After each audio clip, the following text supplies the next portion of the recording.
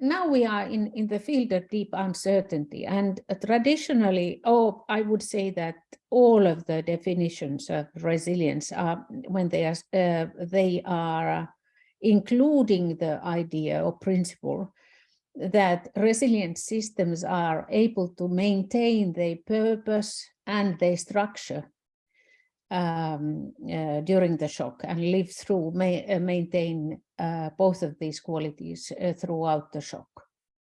But now I say that if we are speaking about deep uncertainty, this is not sufficient anymore. And so we have to release this requirement of maintenance of structure.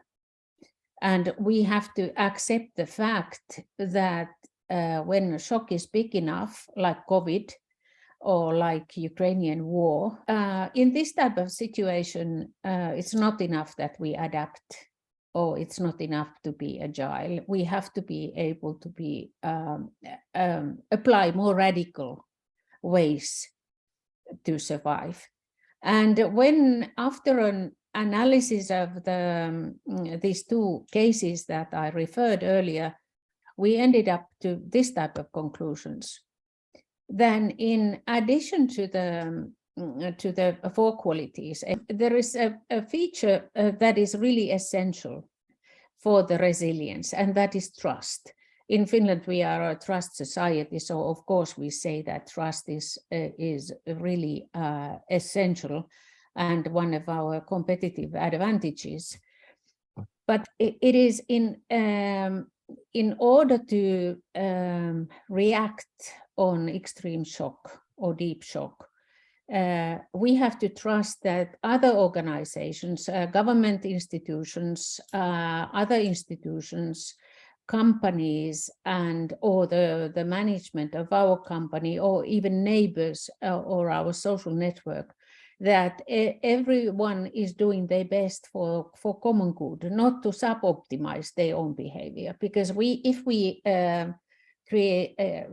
have an idea that everybody tries to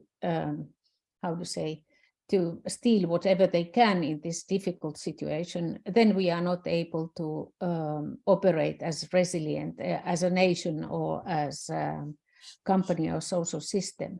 Trust is also important for local adaptation, and this comes from system science. Because in order to be, traditionally when there is crisis, we have a tendency that we kind of try to control centrally all the system, and that is called crisis management. But if we are speaking about deep uncertainty, we have to have a means so that everyone around us, every local organization or every part of our organization are able to react on the changes that are happening next to them.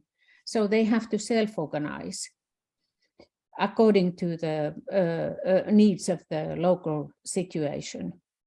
And this is something that is really difficult for us, because we have this tendency to think that crises require kind of central leadership.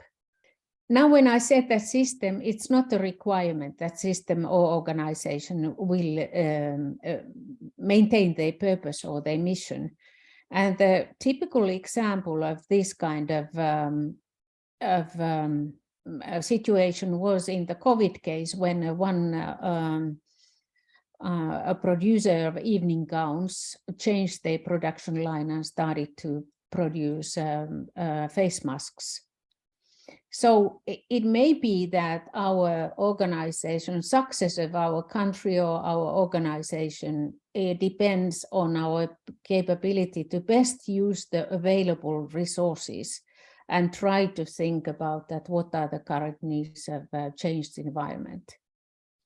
This may even require change in the business model, and that is of course hard to do in a fast way. So we have been speaking earlier about hybrid solutions, and a typical example is that here in Finland, everybody started, all the government organizations developed their digital capabilities during COVID. And that is of course really great. But what about when you have electricity outage? So then all our digital services are totally out of use. And so we have to be prepared, and this is absolutely opposite of any efficiency idea, that instead of focusing on our core capabilities and focusing on one style of production or distribution channel, we should have a multiple means and methods for production, multiple wide portfolio of raw materials. We should be able to deliver our solutions or services both digitally and face-to-face. And this is something that we have when we have been kind of praying, or how to say, we have been our main goal has been to increase efficiency. This is, of course, something totally opposite of efficiency. If the shock is prominent, there is no time for all of that communications that is needed for centralized systems. So we have to have automatic adaptation, something similar than Amazon has. So every time when you go to Amazon, Amazon is using that special interaction, and it's modifying its operations according to my reactions as a customer. Of course, this is only a not so good example, but we ought to be more, how to say, we ought to apply and build more automatic adaptation skills instead of having a plan A, B, and C on our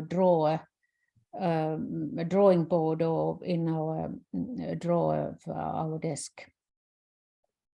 And then the last one is something that is very difficult for corporations to think about, and not even government organizations, that it may be that we do not have those resources available within our own organization.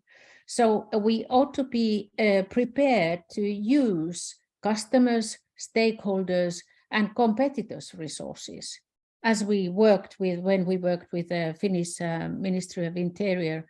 So we noticed that if we have problems here, then we should be able to use the Norwegian resources or Baltic resources. So it doesn't mean that all our preparedness should be only for, how to say, to rely on our own capabilities and own resources. This is something that you have to create the trust within your ecosystem in order to do this. Trust and commitment well beforehand. It's not enough to do it. You cannot establish it in the situation where everything is going up and down. So anticipation is necessary also for these deep uncertainties we are speaking about.